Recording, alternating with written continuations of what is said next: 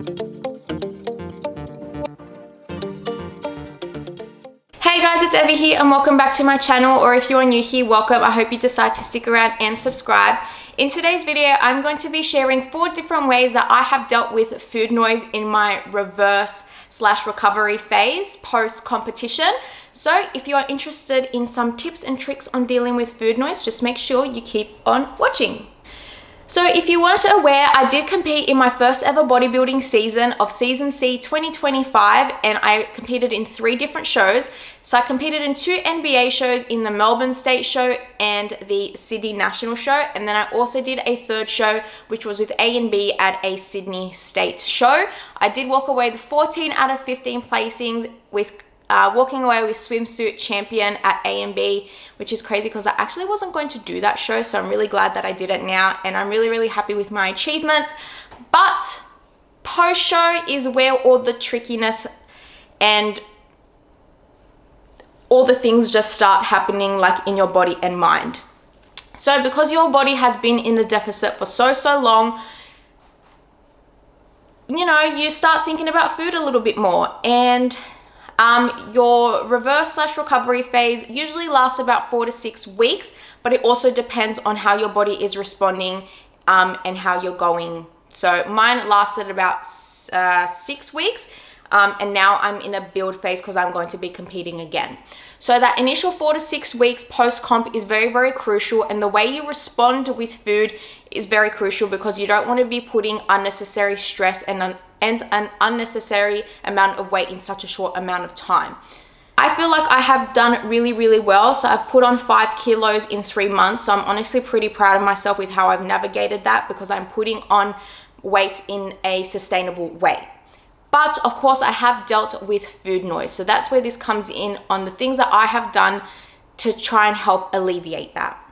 My first tip is keeping my mind busy with different activities. So the number one thing that I like to do if I'm not busy with my workout, if I'm not busy with work and I have some free time and I'm like, oh no, thoughts around food are probably gonna start to flare up now, but I love to read. So find something that's going to keep your mind busy and just do it. So that's my number one tip, is to read. And it also doesn't revolve around food.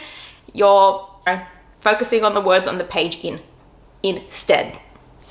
My second thing, which kind of ties in with the first one, is find activities that don't revolve around food. So I just mentioned reading, but I also suggest coloring in, and it is also a very peaceful activity as well. You can find like adult coloring books on Amazon.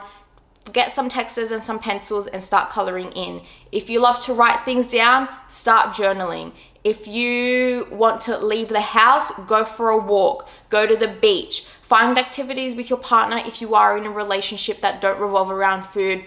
Go on a hike together, do a pottery class, a mug making class. So just find some things that don't revolve around food. That way you are not thinking about it, you're not looking at a menu, and you're also keeping your mind busy as well. Next one, I guess, does revolve around food, but when you are eating your meals, you also want to make sure you're having a balanced plate with your macronutrients, so your carbs, protein, and fats, because you're getting more calories now. Your carbohydrates are probably pumping up, which is amazing. You have way more energy now because of the amount of food that you are consuming, and you also want to make sure you're having your micronutrients, such as your fiber. By having a balanced plate and fueling your body with your macros and micros, your satiety levels should be pretty met. But you still probably will get out of whack hunger cues where you might be hungry again within half an hour, but you want to try and not give into those cues, and that's where keeping yourself busy and doing some activities that don't revolve around food also come into play. But if you are having your balanced meals 80% of the time, your satiety levels will be met and your body should be pretty satisfied with the amount of food that you're having. Another tip that I recommend is try and spacing out your meals with a decent amount of time. So I remember when I was first dealing with my hunger cues, I was getting hungry again within an hour, but I made sure that I didn't give into that, and I try and have my meals with a 3-hour gap. That way, with that 3-hour gap, I'm able to eat all my meals, because if I ate my next meal within an hour, then all of my meals are brought forward, and then maybe by the end of the night I'm like really hungry because I haven't eaten in a while.